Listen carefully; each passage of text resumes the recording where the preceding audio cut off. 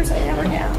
This is one of the worst things I've ever seen in my life. It is therefore ordered that you shall be put to death by electrocution. May God have mercy upon you. Can I please have my mom before I go? Please, let me just love my mom. I love you. I love you too. And I love you too.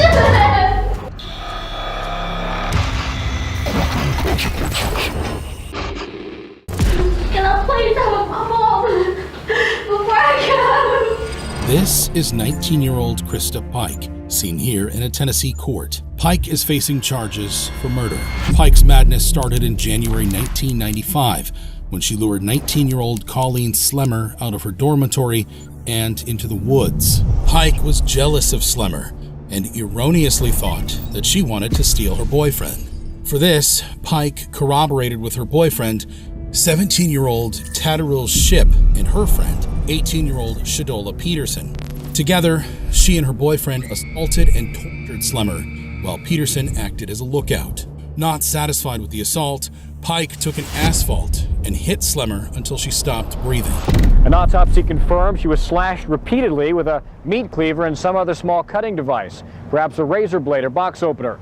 Authorities say she was then beaten over the head with a large chunk of asphalt from this pile. She and her boyfriend then took turns carving a pentagram across her chest. She had a massive circle with a star, upside down star called a pentagram. And if you don't know what a pentagram is, that's the upside down star in a circle, and it represents the goat head of Satan. I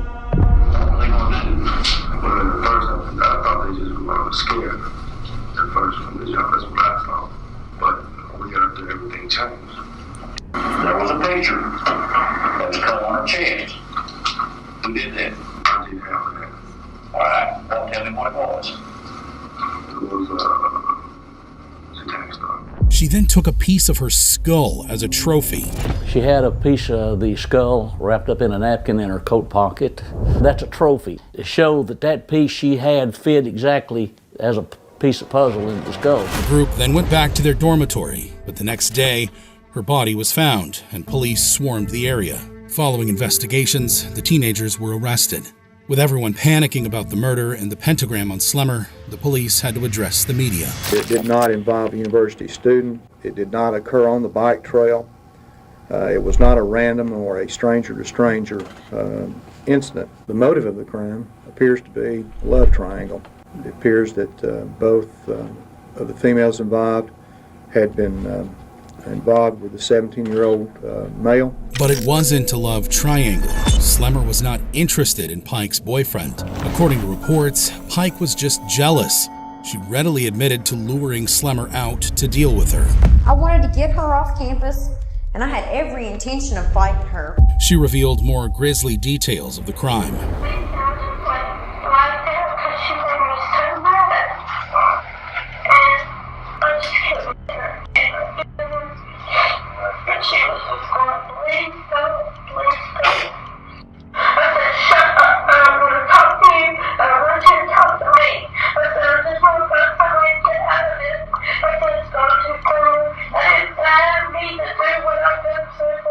You know, it's harder to hurt somebody when they're talking to you and you have to stand by the person. Right. And I told her, shut up. Jim hit her and she was still breathing. I said, Colleen, do you know who's doing this to you? And she was just going,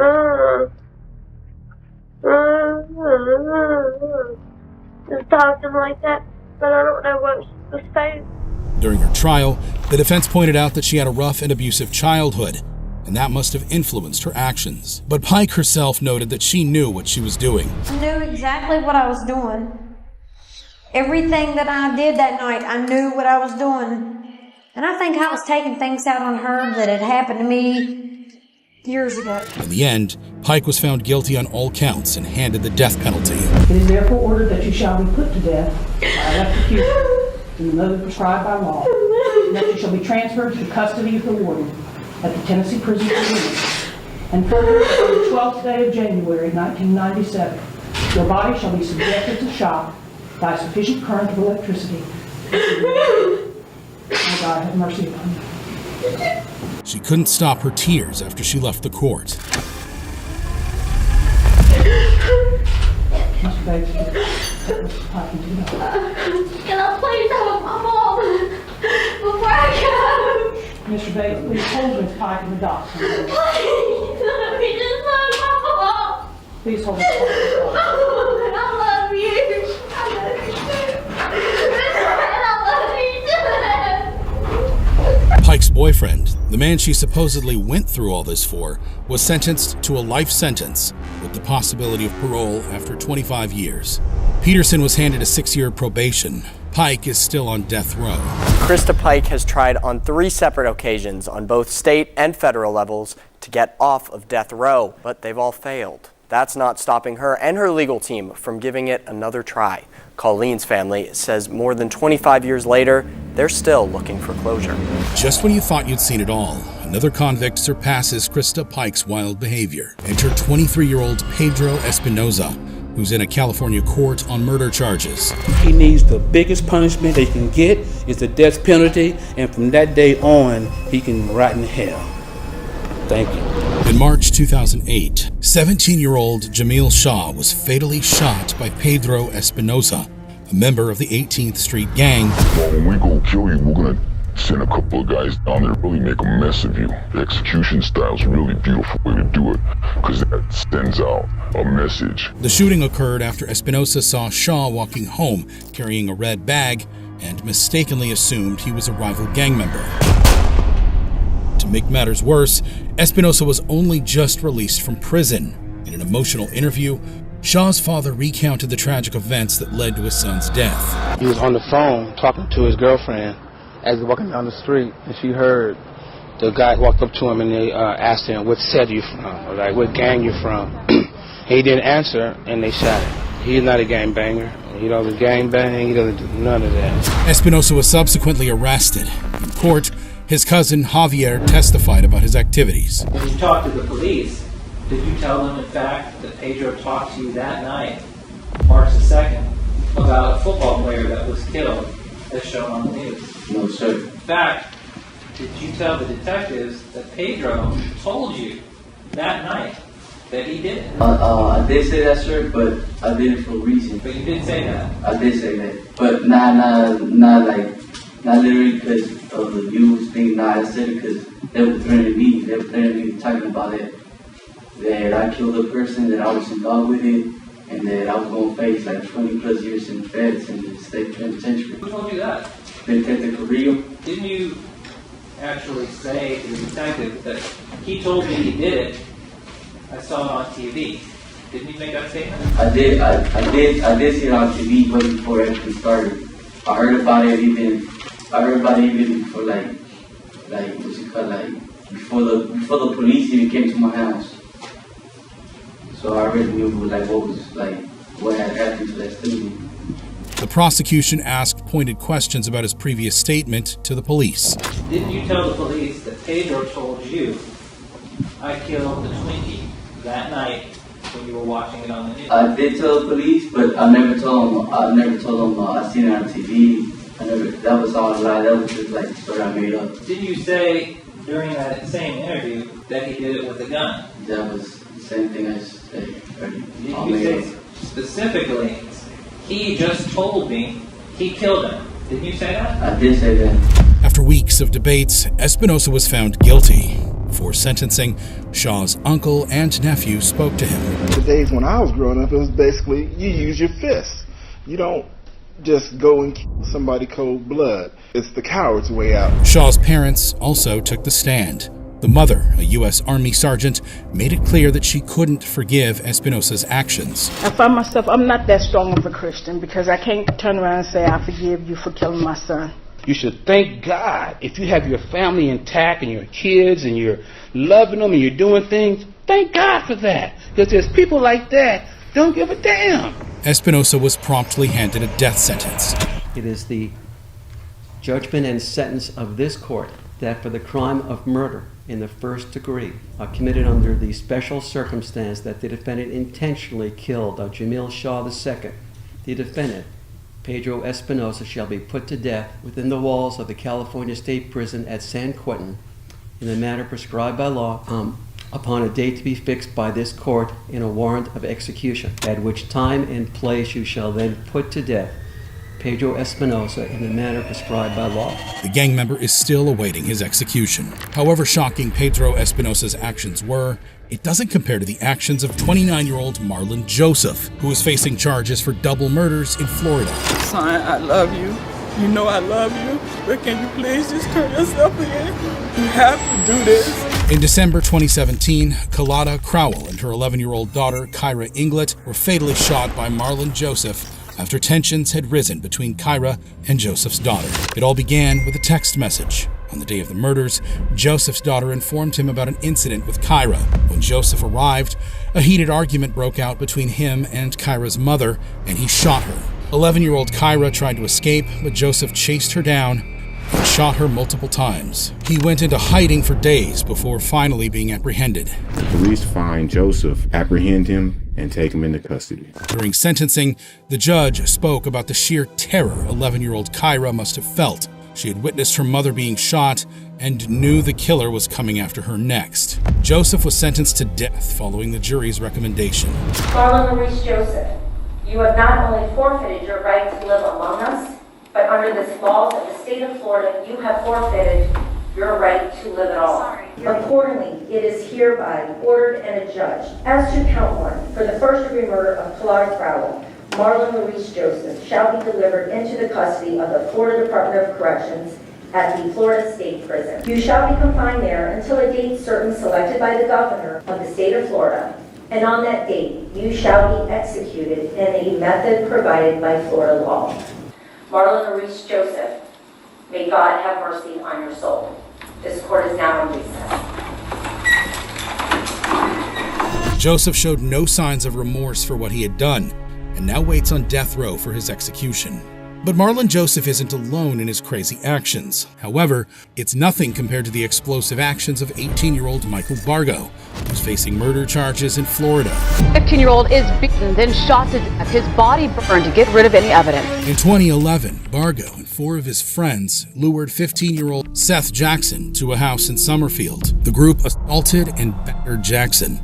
When he tried to escape, they dragged him back and continued their assault. A 15-year-old child knew he was being dragged back into a house and was going to die. Eventually, Bargo shot him multiple times at point-blank range. So he hit him over the back of the head with a 2x4, and then they lifted him up, put him in a recliner, and then started basically talking trash to him. And then he said when he was tired of it, he pulled out a gun, just shot him 3 times. The group then burnt the body and disposed of the bones in a water-filled quarry. Bargo and 4 others beat and shot Jackson to death 8 years ago.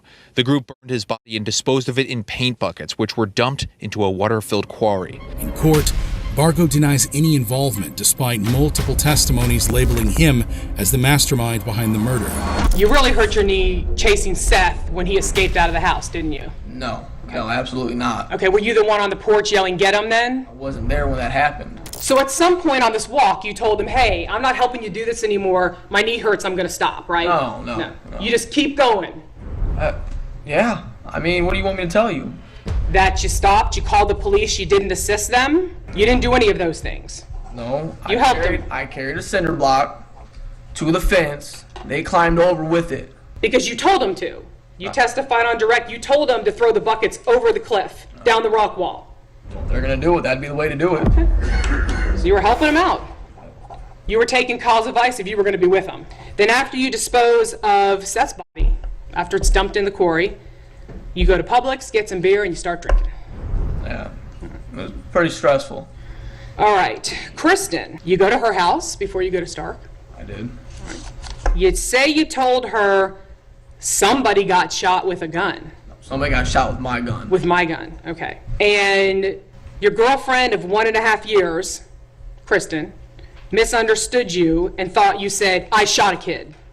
Said somebody got shot with my gun. Right. But that's not what she says. I never told her I shot somebody. Okay, that's what I'm saying. She misunderstood what you said. Yeah. Okay. Your girlfriend of 1.5 years mistook that. The prosecution brought Bargo's friends to testify to his involvement in the crime.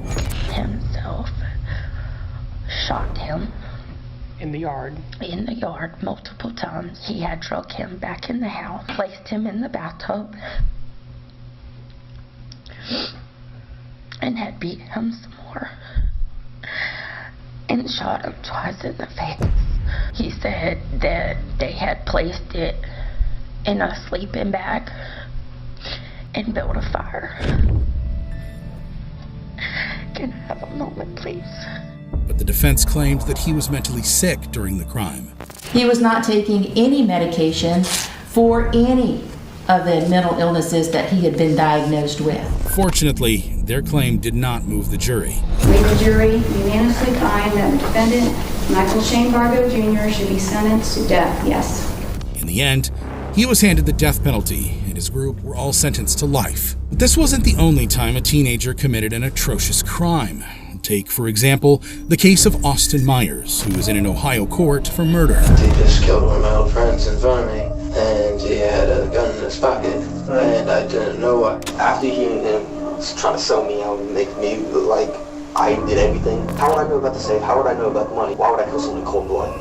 And he told me about it. In January 2014, Myers and his friend Timothy Mosley planned to rob the Back family. But when they saw that their friend Justin Back was around, they fatally stabbed him, with Mosley delivering the fatal injury.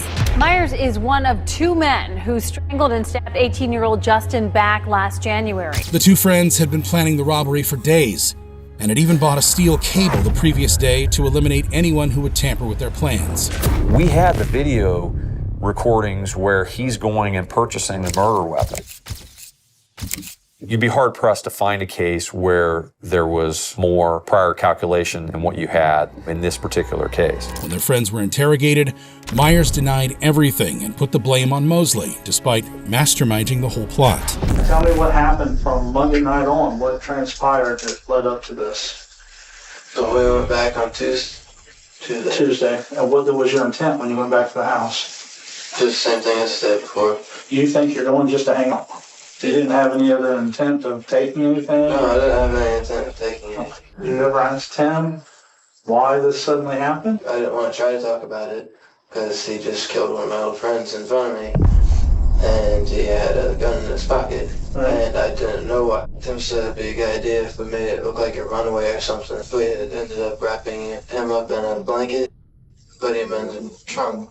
After we put him behind a tree with the blanket on, they shot him twice. Mosley overheard his statements and got annoyed. He promptly told the detectives what they wanted to know and took a plea deal that involved testifying against Myers. After hearing him trying to sell me out and make me look like I did everything, it's bullshit. How would I know about the safe? How would I know about the money? Why would I kill someone in cold blood?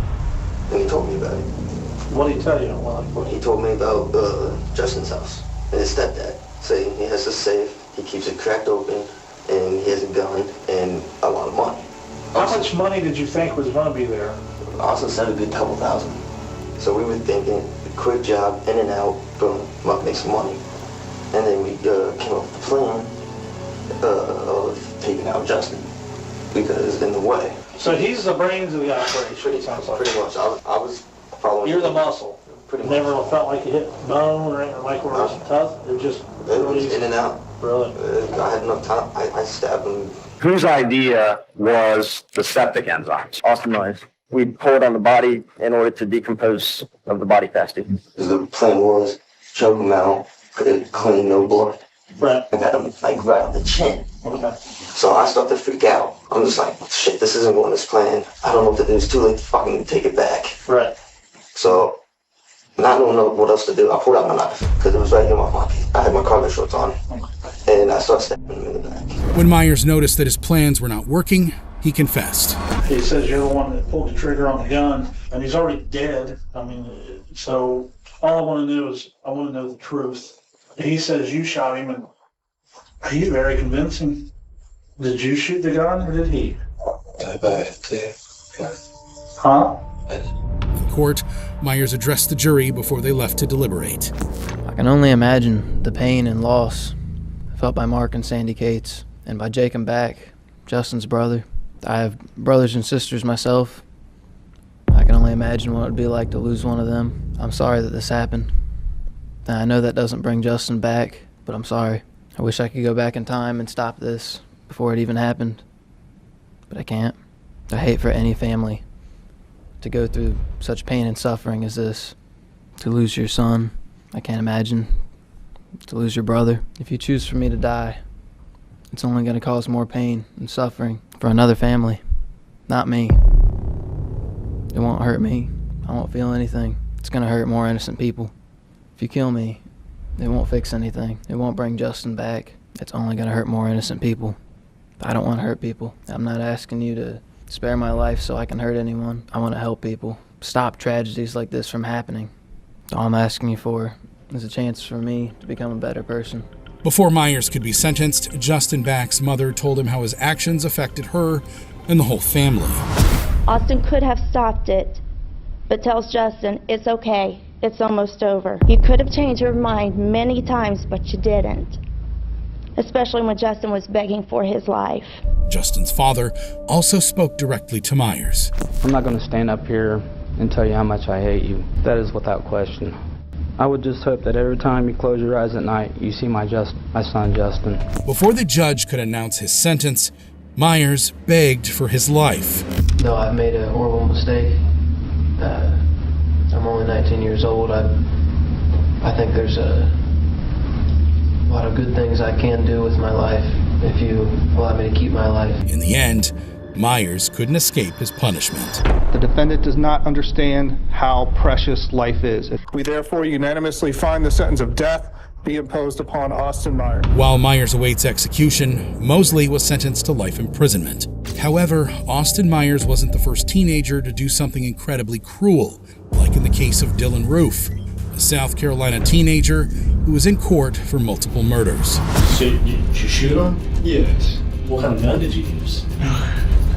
A Glock 45. In the summer of 2015, Roof quietly entered the Emmanuel African Methodist Episcopal Church, blending in with the attendees of a Bible study session. Roof accused of committing one of the deadliest attacks on a place of worship in United States history. At 8 p.m. Wednesday night, he enters the historic Mother Emanuel AME Church. Witnesses say he joined the prayer group, sitting with church members for nearly an hour. Once inside, Roof opened fire, fatally shooting 9 people. All African Americans. 21-year-old Dylan Roof allegedly opened fire in one of the most famous black churches in the South. Many of the victims killed grandparents in their 70s and 80s. The following day, Roof was apprehended and taken into custody. The suspect in Wednesday night's deadly church massacre now in custody. Roof's crime was motivated by racist ideologies, and the shooting caused so much uproar that President Obama had to address the nation. This took place in a black church, obviously also raises questions about a dark part of our history. This is not the first time that black churches have been attacked. In the course of their investigations, police found his racist writings and a list of black churches he planned to attack. Prosecutors laid out his racially inflammatory writings, photos of the Confederate flag, and a potential hit list of other churches found in his car. During questioning, Roof admitted his crime. I went to that church in Charleston, and So you shoot him? yes, What kind of gun did you use? a Glock 45. Roof showed just how much he didn't care with his worrying lack of remorse. I did it. You did what? Well, I know it's tough sometimes to say. Well, it's not that I don't want to say it because I don't want to make myself seem guilty. I just don't really like saying. But I know sometimes we have to face those things, the realities. What it exactly is that you did do? Well, I killed him. Oh, well, I guess. I mean, I don't really know. So you shoot him? Yes. During his trial, prosecutors proved that Roof was a white supremacist.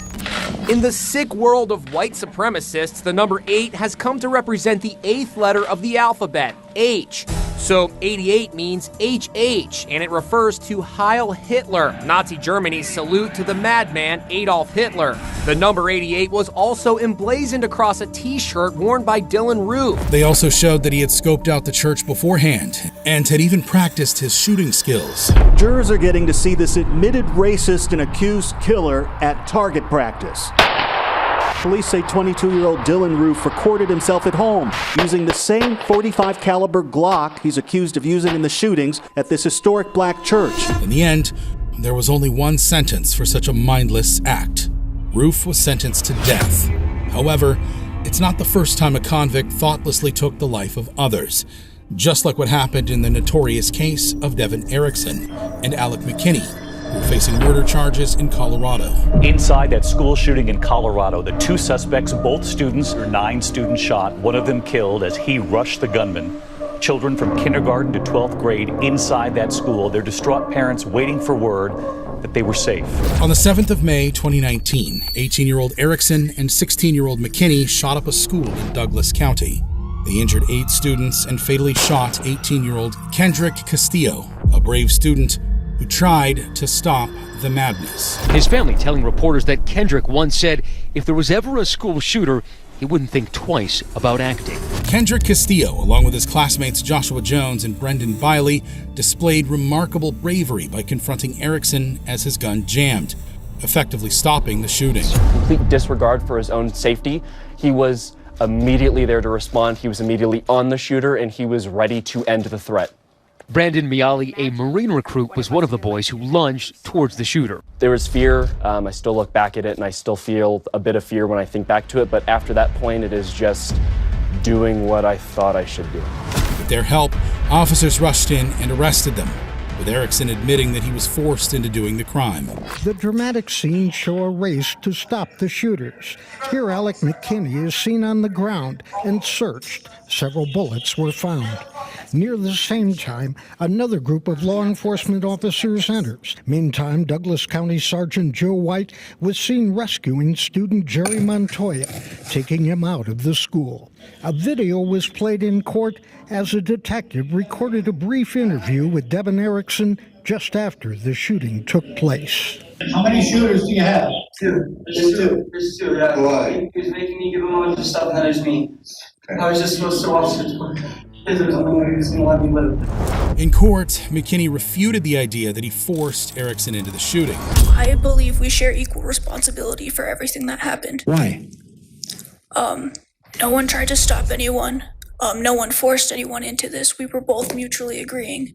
Kind of the pushing point to going through with the plan we had talked about previously. During the sentencing hearing, Erickson's grandfather spoke in court. The Devin we knew was not the Devin you've heard about here today. He's a loving, caring, absolutely outstanding person. He made a big mistake, yes, but he's a great guy. The sister also talked about the brothers she remembered. First off, I do want to give my sincere condolences to the victims and their families. I truly know that Devin fully regrets what happened on that tragic day. The Devin I know has always had a very kind heart. He has only given me and my family the most caring love in the world, and I wish more than anything that this never happened. I know in my heart that this was not him.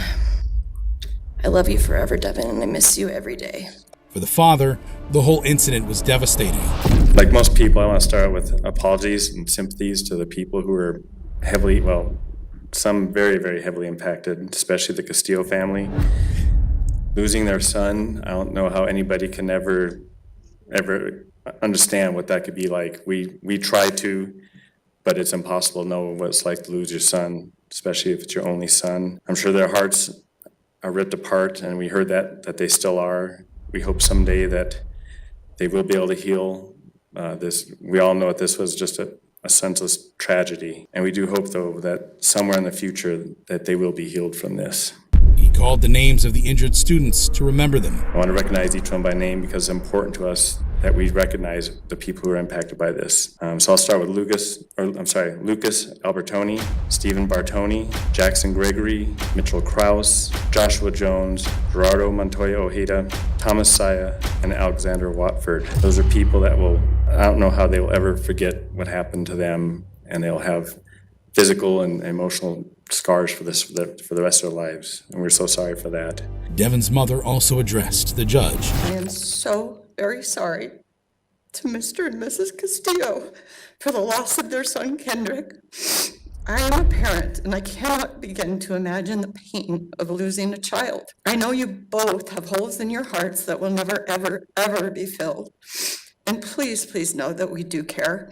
And we have been praying for you both, as well as everyone else since the beginning. In the end, Erickson was handed a life sentence without the possibility of parole. Mr. Erickson, I'm sure you know this. When a person is convicted of crimes like the ones that you committed, they are so serious that the sentence must be at least the midpoint of the presumptive range, not more than twice the maximum sentence. Many of these must run consecutive. Many may run consecutive. Everyone's pointed out this is a life without parole sentence, so you won't be completing this sentence. And when you do, you will not be committing criminal offenses. There's also no part of this sentence that I can impose that's going to repair the harm that you did that day, that's going to help these folks walk out of this courtroom and say, I feel better now. And yet, another factor for me to consider is to punish a convicted offender by assuring the imposition of a sentence he deserves in relation to the seriousness of his offense. So what you do with the rest of your life in prison, that's not on me, that's on you. While McKinney received a life sentence with the possibility of parole after 20 years because he's a minor. However, could the case of Brandon Bradley be considered a little bit crazier? Bradley is facing murder charges for fatally shooting a police officer in Florida. Accused of stealing items from a Melbourne hotel. On March 26, 2012, Bradley and his girlfriend stole some items from a hotel. When Deputy Sheriff Barbara Pill confronted him, he shot her multiple times, ending her life. She had pulled him over for stealing a few items from a motel and was shot point blank 4 times. He then fled, but was later captured. In court, his girlfriend testified to his motives. He was continuing to ask her, why are you going to shoot me? What did I do for you to shoot me? Why are we being pulled over? Why do I need to step out of the vehicle? The prosecution pointed out that the shooting was deliberate and intentional. That Brandon Bradley told her, you see me, I'm not going to prison. I'm going to do whatever I have to do to prevent her from sending me to prison if I have to shoot and track her. But the defense disagreed.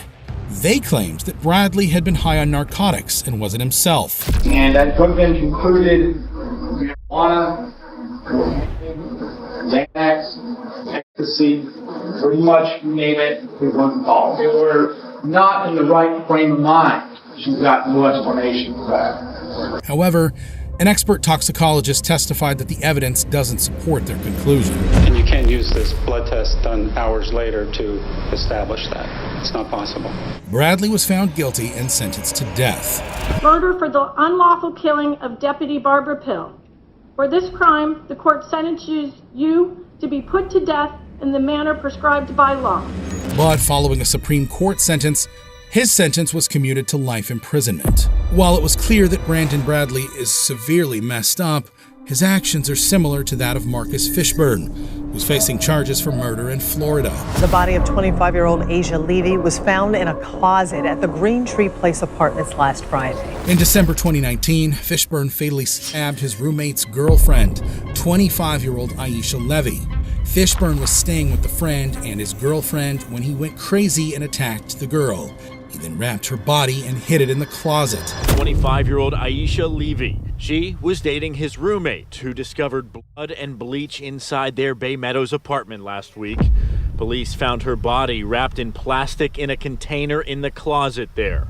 Cops arrested Fishburne at a Greyhound bus station downtown. Fishburne was recently arrested for attacking his own father, a dad in disbelief. He's not the type of person to just look at someone and just go off on them. It's like something had to go on that we don't know anything about. Fishburne had a violent past and had already assaulted his past girlfriends. A woman filed a restraining order against Fishburne, claiming he was violent and forced her to have sex with him. Records show he has several arrests in Indiana for 2 different battery charges and evasion of privacy. While awaiting sentencing in jail, Fishburne stabbed another inmate. Thick scar on his neck, and said the confrontation occurred after Fishburne stole items from his jail cell. Fishburne denied stealing anything, saying Stripling is a member of the cutthroat jail gang who was threatening him. In court, he claimed it was for self-defense. Damn, you didn't have to cut it. That's all I'm saying. You ain't have to cut it. How did you feel at the time he touched you? I felt like I had to defend myself, whether or not. The jury found him guilty, and now it's time he learns his sentence. This court finds that death is the appropriate penalty for the defendant, given the highly egregious nature of this crime. Fishburne is still awaiting his execution. While some may attribute Fishburne's actions to mental illness, it pales in comparison to the unfathomable behavior of 15-year-old Kenneth Young, who's in a Florida court on murder charges. As much as I know that he wants to be released, I'm not ready to have him walking around where I live, and I'm not moving. In mid-2000, 14-year-old Young participated in multiple armed robberies after his mother's crack dealer threatened to murder him if he didn't join in. The group had went and robbed several stores at gunpoint over the course of 30 days.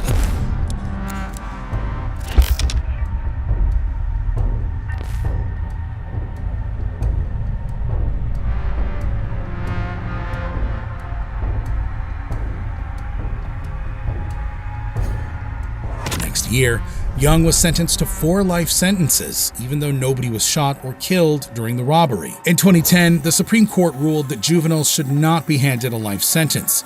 Due to this ruling, Young was back in court for resentencing. In court, his attorney pointed out his age at the time of the crime and how much he had changed. Kenneth was 14 years old at the time of the first offense, and all 4 offenses occurred within a 30-day time period. What the state must do is give defendants like Graham some meaningful opportunity to obtain release based on demonstrated maturity and rehabilitation. We're going to show today that Kenneth Young has demonstrated maturity and rehabilitation. And that is what the heart of this resentencing is all about.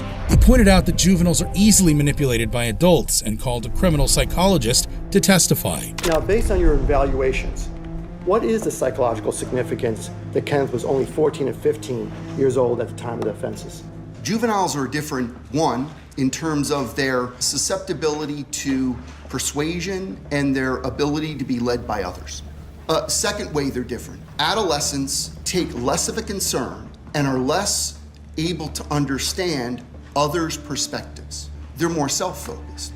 And many people who have adolescents kind of realize that during their teenage years. Young even assured the judge that he had turned a new leaf.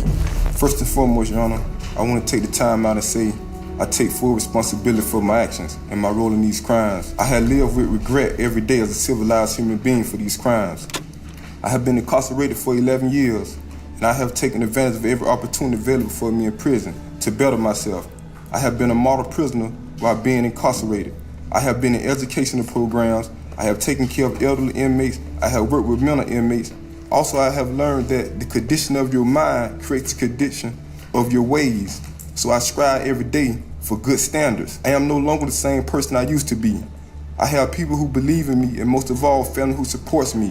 1 Corinthians chapter 33, verse 11 say, when I was a child, I thought I was a child, but when I became a man, I put away all childish things. I want to turn around and apologize to my victim for what I did. I take full responsibility, and I apologize for that. Thank you, Your Honor. The devastated mother begged for his son to be released. Please, Your Honor, help me put my family back together. But the victims of the robbery have not gotten over the trauma of that incident. How long was the gun held to your head? It didn't seem like it was that long, but it was long enough. Now, are the assailants saying anything to you? Oh yeah, they are wanting to know where the safe is, where's the money. You need to tell us, otherwise, some explicatives, your butt, the whole thing. Tell us what they said, man. Really? I want to hear word for word. Well, they wanted to know where the damn money was. If we didn't tell them, they were going to shoot our ass. They were, kicking us. One of them actually put the gun on my head. I had a bruise for days. I had photos of it I can't find. Ma'am, what are you thinking at the point that you have this gun to your head? God and I are good. Well, I went through a checklist that fast. God and I are good. When they say your life flashes before your eyes, it does. As much as I know that he wants to be released, I'm not ready to have him walking around where I live, and I'm not moving. In the end, the judge resentenced him to 30 years. You will not get it, sir, because you do not deserve it. After a review, the sentence was reduced to 21 years. While Young's actions could certainly be dismissed as an effect of juvenile actions, the same can't be said for the case of Seth South, who is facing charges for double murder in Washington. South is accused of stabbing his 2 half-brothers to death inside their home in Poulsbo on Wednesday. I can give the answer now. Nobody would disagree with me.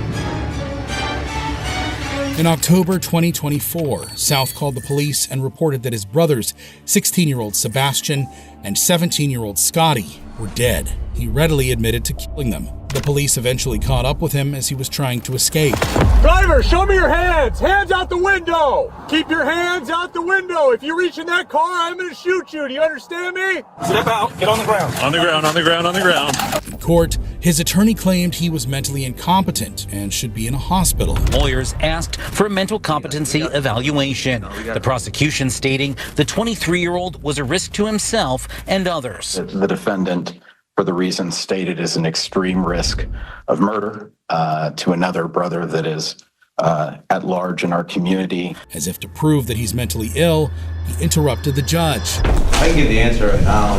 So what I'm going to do is I'm going to have the next... Nobody would disagree with me. And even turned to leave the court. It's accomplished. During Thursday's court appearance, South attempted to make multiple comments. He even tried walking away before correction officers grabbed him, keeping him in place. Luckily, the officers restrained him. If found guilty, South will likely get the death penalty.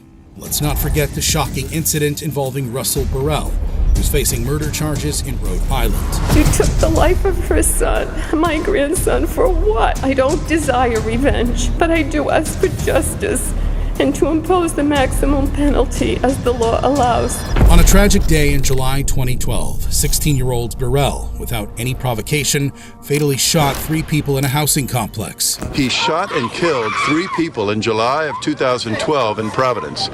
22-year-old Shamika Barrows, her boyfriend, 23-year-old Michael Martin, and a friend of theirs, 22-year-old Damian Colon. During the trial, the prosecution told the court how everything happened. Bullets fired by Russell Burrell struck and killed both Michael Martin and Damian Colon. As Russell Burrell was firing at Mr. Martin and Mr. Colon in the kitchen, Shamika Barrows woke up from the couch in the living room. In a touching moment, one of the victim's grandmothers addressed Burrell. You took the life of her son, my grandson, for what? You committed a horrible, evil act, murdering 3 precious persons, resulting from your sick soul. I don't desire revenge, but I do ask for justice and to impose the maximum penalty as the law allows. The victim's mother also had some words for him. Every day comes with the struggle of having to walk past his bedroom door. Another day that she'll pass without hearing his voice or seeing a smile that would light up a room. There's a void and a hole and an emptiness in my life that will never be filled. Burrell received a life sentence.